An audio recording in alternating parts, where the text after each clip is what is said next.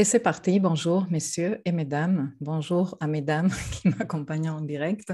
On n'est que des filles pour l'instant, c'est dommage, la révolution vénusienne nous concerne tous et toutes, mais bon, on va peut-être attendre qu'un monsieur vienne nous rejoindre au cours de la séance et sinon, il y a des messieurs inscrits, donc ils regarderont ça en replay.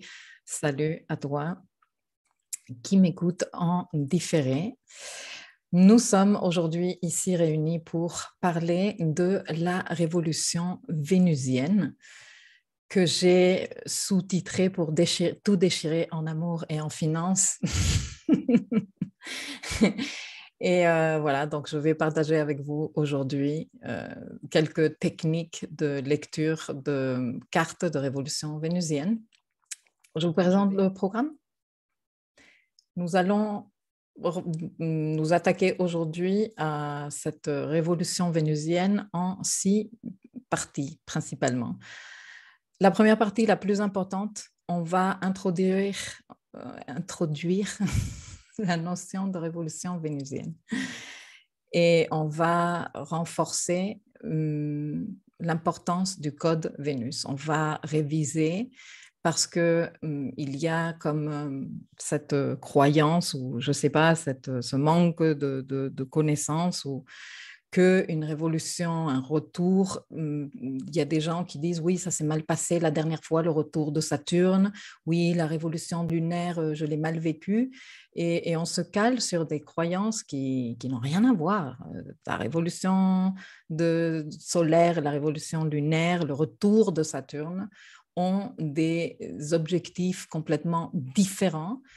Et dans ce cadre-là, la révolution vénusienne aussi. Donc, il est super important de faire un petit point, se rafraîchir les idées par rapport à l'archétype Vénus, ce qu'elle représente, et donc par extension, que représente une révolution vénusienne. Ensuite, on va faire un tuto sur comment dresser une révolution vénusienne dans le logiciel Découverte 2020 qui a été Astroseek et que je continue à vous proposer. Ensuite, on va aborder les règles basiques pour lire la carte de révolution de Vénus. Dans les règles basiques, nous allons nous attaquer à 4 principalement, c'est-à-dire numéro 1, l'emplacement de Vénus par maison dans la carte de révolution de Vénus. Numéro 2, l'ascendant de la carte de révolution de Vénus et la maison natale qui correspond.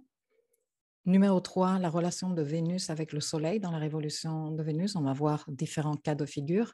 Et les aspects de Vénus aux planètes de la carte de la révolution de Vénus. On va en parler tout à l'heure.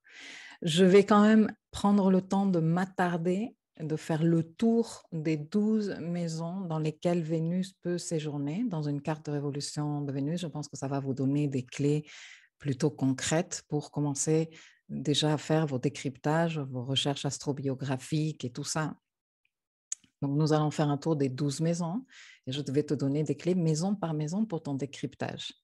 Ensuite, nous allons nous attaquer à quelques règles beaucoup plus pointues pour lire une carte de révolution de Vénus. Tu n'es pas obligé de les appliquer de suite. Tu peux commencer par les règles basiques et au fur et à mesure intégrer de nouvelles règles, peu à peu, sans te stresser, sans t'exiger de trop. Et toujours la règle super importante, si tu sens que tu perds la main, que tu ne comprends plus rien, c'est que tu es en train d'aller trop vite et beaucoup trop loin, trop rapidement. Donc, il faut descendre d'un cran. Si tu es à la règle numéro 3, des règles plus pointues que je vais te donner ici, et tu commences à te perdre, recule, passe à la règle antérieure. Si tu as basculé dans les règles plus pointues et tu commences à ne rien comprendre, reste aux règles basiques jusqu'à ce que tu les maîtrises. OK?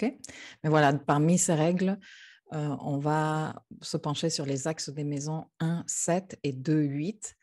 Très importants axes dans une carte de révolution de Vénus.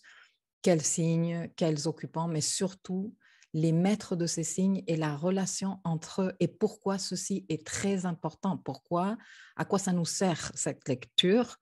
Nous allons également parler des maisons de la révolution de Vénus où se trouvent le Soleil et Jupiter et pourquoi tenir compte de ceci est important.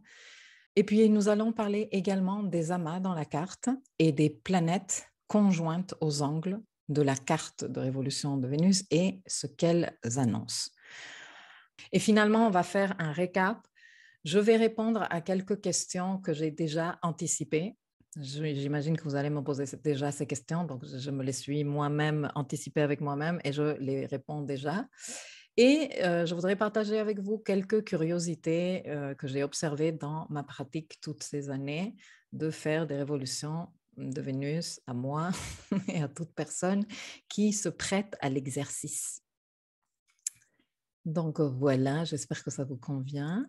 Quel programme, Yannick, ça te convient? Super. Et super jolie ta présentation, très funky, très Vénus, tout comme le début musical.